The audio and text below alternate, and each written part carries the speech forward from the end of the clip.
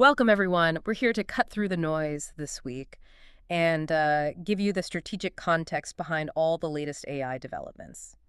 We had a massive stack of source material across our desk. A huge stack. And instead of just, listing the headlines, we've found these three fundamental currents that are really defining the structure of the AI field right now in January 2026. Yeah, and if you just look at the news, like a daily weather report, you probably say, okay, it's partly cloudy with a strong chance of agents. Hmm. But we want to show you the pattern that's underneath all that. The climate, not the weather. Exactly. The entire AI landscape is evolving into this distinct three-layered stack. And if you understand these layers, you know exactly where the competitive pressure is building. Okay, let's unpack that. We've organized everything we've been reviewing into these three distinct layers. Right, so at the bottom layer, the foundation, Yeah. we're seeing this intense drive for efficiency wins. Models are getting smaller, faster, and crucially, cheaper, but without sacrificing intelligence. Huh. This makes AI deployment, accessible everywhere. Then you have the middle. Right. In the middle, the focus is all on agency. These systems stop just chatting and they start actively doing things, executing complex workflows, touching your files, browsing the web, even running labs. And I guess when you start wiring up those powerful agents to, local files and high-stakes systems, you inevitably hit the top layer. You do, which is what we're calling the return of friction. Friction. It's that mandatory pushback. It's safety, it's bias, it's accountability, and it forces real structural change in how these tools are built and deployed. So we're going to walk through those three layers, starting at the foundation with these, frankly, surprising breakthroughs in efficiency. For the last couple of years, the mantra was pretty simple. Bigger models are better models. But based on the sources we saw this week, that era, it might be ending. I think it is. We're starting with these efficiency breakthroughs because they dramatically lower the cost of entry for everyone. The prime example here has to be the release of Google's new TranslateGemma open models. This is a huge signal for anyone doing practical deployment.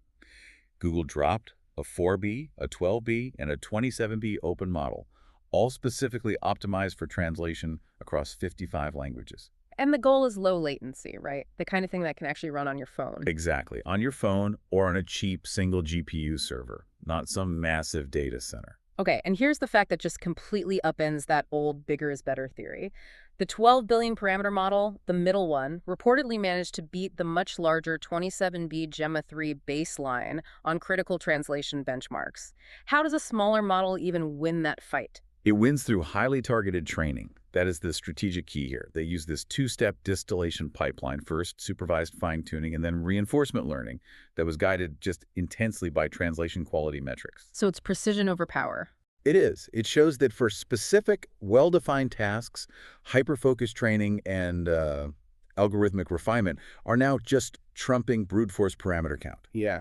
And that is a massive economic shift away from pure scaling. And that kind of surgical focus is also pushing into really specialized domains. We saw it so clearly with the updates to MedGemma 1.5. Right. They were pushing open medical AI toward the messy, high-fidelity reality of clinical data CT scans, MRIs, complex X-rays. This is about moving past academic prototypes, isn't it? And putting tools into actual clinical workflows. That's the whole point. They also released MetaSAR-SAR, which is a specialized speech-to-text model for clinical dictation. It actually outperforms the industry standard Whisper Large v3 on medical word error rate benchmarks. Which makes a huge difference. It's the difference between a doctor saying atrial fibrillation and the model writing, atrial fibrillation. Specialization saves time and it reduces patient risk. So, moving beyond just language, let's look at image generation.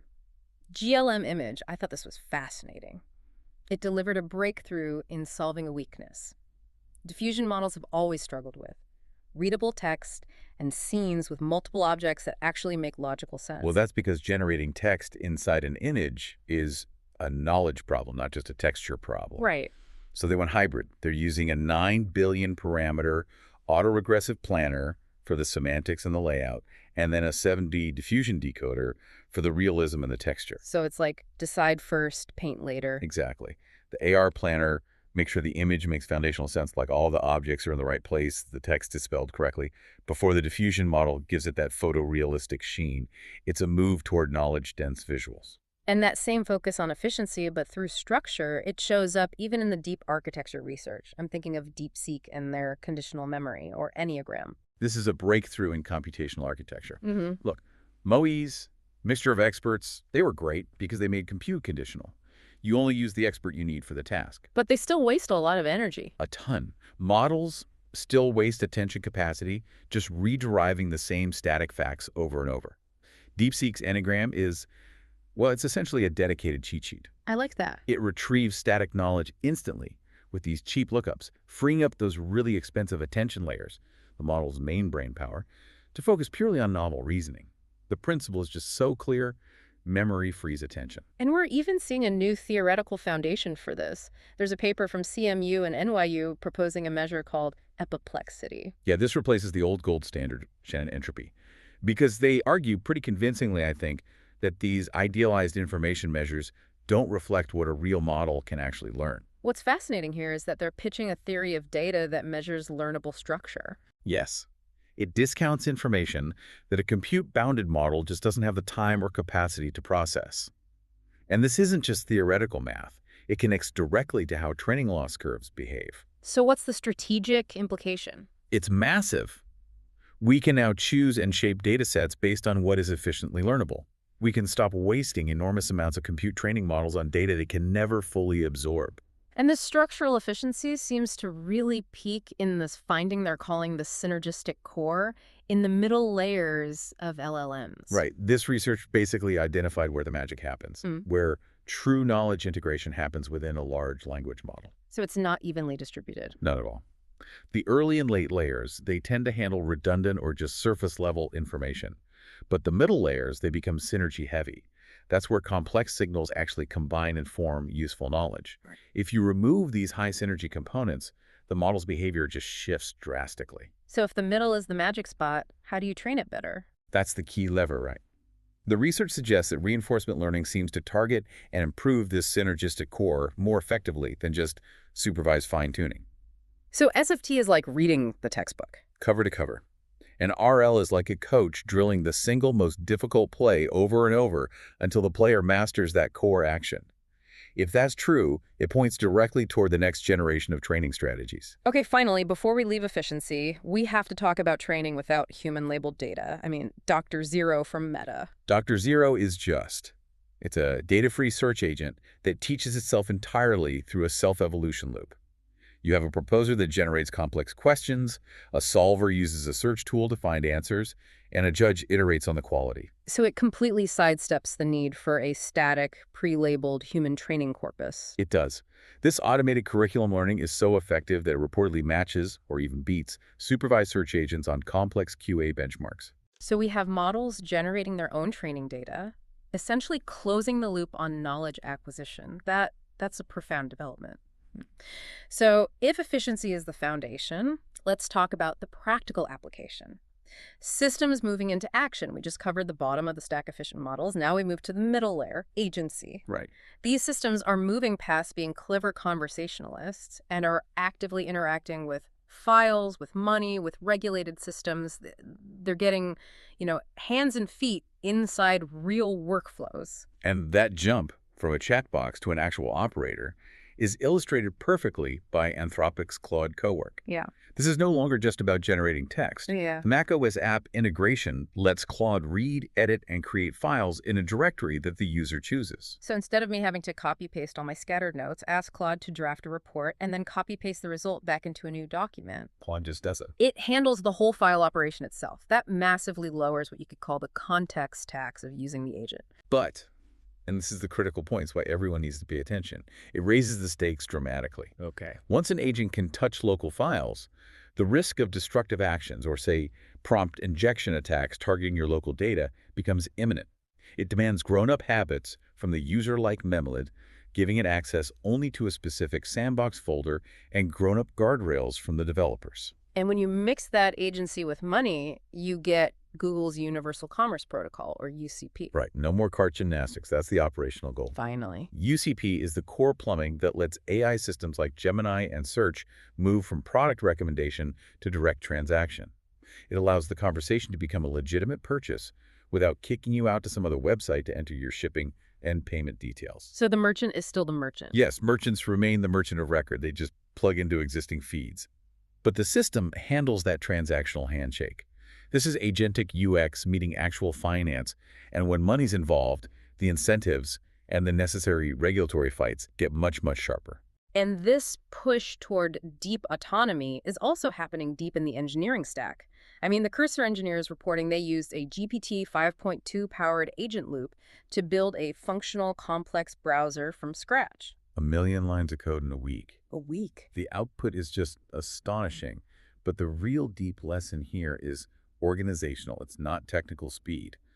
A single agent autonomy approach failed. Even a flat multi-agent coordination failed. What worked was the planner-worker-judge setup. So what you're saying is even AI needs management structure. Single agent autonomy failed because the model didn't have a good middle manager. Essentially, yes. This is a clear engineering pattern that's emerging. Agent swarms, where you have specialized models handling specific roles, planning, execution, quality control, that's becoming the necessity for these complex, week-long autonomous tasks. That pattern is the blueprint for future AI-driven software development. And meanwhile, Google is trying to solve the daily frustration of scattered information with personal intelligence, integrating Gemini across Gmail, Photos, YouTube, and Search if you opt in. This moves the whole assistant race from better text to better memory and context. It's about answering questions with your real-life context, like pulling a license plate from a photo you took, or combining email receipts with past trip preferences to book something new. But trust is absolutely central here. It has to be. Yeah. It's off by default. You have to opt in. And Google is being very careful to state they do not train directly on your raw inbox or photo contents. That trust element will completely determine its success. And we're seeing regulated, high-compliance industries adopting agents, too. Anthropic is pushing Claude for healthcare with HIPAA-ready connectors. Yeah, and they're targeting the clinical busy work, the stuff that burns doctors out. Things like prior authorizations, appeals, credentialing, claims validation. All the paperwork. Massive, historically paper-driven loops where humans spend hours assembling evidence across siloed systems. This is enterprise AI wearing a compliance badge, which is exactly what the healthcare market needed to even consider adoption. They're compressing months of paperwork into minutes of validation. And we saw a similar leverage in life sciences. Stanford's Biomni biomedical agent, also powered by Claude, ran a complex genome-wide association study GWAS pipeline in about 20 minutes, a task that could take a scientist months. GWAS is this massive data analysis task for finding genetic links to diseases. The key takeaway is that the model isn't just suggesting things, it's becoming an active operator. It decides which tool chains to run, executes multi-step analysis, and surfaces complex patterns in these vast biomedical datasets. So the agent is moving from being a suggestion box to being core lab infrastructure. That's it exactly. And finally, while all this is being wired up in the digital world, let's just quickly touch on the future of physical agency.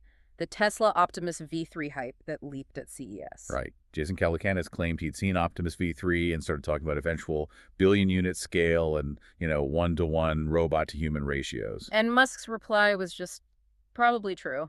Which just added rocket fuel to the speculation. The strategic point here is that robotics is the next compute-hungry frontier. These physical agents will demand the same kind of foundation models and planning systems we just discussed, but they'll be operating in physical, real-world space. So we have hyper-efficient models at the bottom and these highly integrated, actionable agents in the middle layer, which brings us to section 3, friction. When agents touch local files and health data and regulated systems, the market reacts.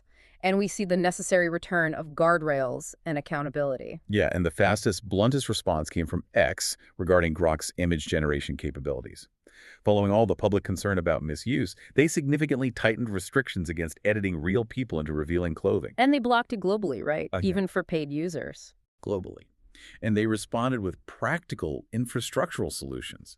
Image generation and editing got moved behind a paywall to increase traceability, making accountability a financial feature gate. And they added regional enforcement, geo-blocking real person content in specific jurisdictions. This is about making the policy stick through code. This pushback is also forcing the industry to finally start measuring these historical societal problems that AI is, frankly, amplifying. New benchmarks like IndieCasa and DayCast are specifically exposing caste bias in models. Yeah, and the studies revealed that the models consistently reinforce harmful stereotypes, particularly around occupation and social roles, all based on caste-linked personas. It shows that AI doesn't just replicate bias, it hardens the structural inequalities that are already present in the training data. And that structural bias often comes from what we think of as normal training pipelines. If your quality heuristics reward content written in standardized professional language, which is often tied to higher socioeconomic status, it naturally filters out the language and perspectives of marginalized groups. So the model isn't learning how the world is, it's learning. It's learning how the most visible elite parts of the internet are structured. And then that inherited structural bias is delivered with perfect authority by all the downstream automation tools. And then, of course, there's the high-profile public trust failure. Google AI overviews presenting misleading medical information. Specifically around interpreting liver blood tests. The failure point was what's called context collapse. Right. Normal ranges for blood tests vary dramatically by age, sex, ethnicity. A bad answer, delivered with high authority the very top of a search result, which is what an AI overview is, can mislead people into delaying necessary medical care. Public trust is brittle, and that authoritative placement just amplifies the risk dramatically. They had to pull them down. But all this friction and the risks, they aren't stopping the march into high-stakes areas. We saw NVIDIA and Eli Lilly launch a massive AI drug discovery lab. Backed by a planned billion-dollar investment over 5 years. $1 billion. This is the proactive institutional response. They're treating biology as a compute-native problem. They're aiming to turn drug development from a slow, expensive craft into accelerated engineering. But crucially, the model they're using is scientist in the loop.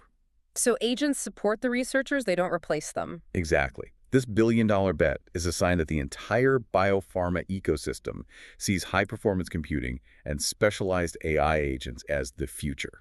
That brings us full circle through the 3 layers of the AI stack. And if we step back and look at the whole picture, the strategic movements are, I think, really clear. Models are becoming intensely efficient and specialized. Agentic systems are rapidly becoming core infrastructure touching files, money, and medicine. And this penetration requires a massive mandatory wave of audits and guardrails. And the strategic takeaway for you, the person listening, is pretty simple. Don't just chase the flashiest demo. Track what is becoming infrastructure. That's where the real compounding happens. Whether it's in HIPAA-compliant connectors for healthcare or the small, low-latency translation models that fundamentally change global communication. Right. Infrastructure is what defines where the next decade of value is going to be built. And that focus on structural efficiency and the rise of these agents, it brings us to a final provocative thought for you to mull over. We've seen the rise of self-training agents like Dr. Zero that learn by generating their own questions and curriculum. And at the same time, we've seen how structural bias is baked into the historical training corpus that's derived from human history. Right. So consider this. How long until the training data, the fundamental corpus that models learn from, is no longer defined primarily by human history, but by the agent's own evolving self-generated digital reality? Wow. And when the students start defining the curriculum, what historical biases are truly left behind, and what new algorithmic biases might they invent all on their own?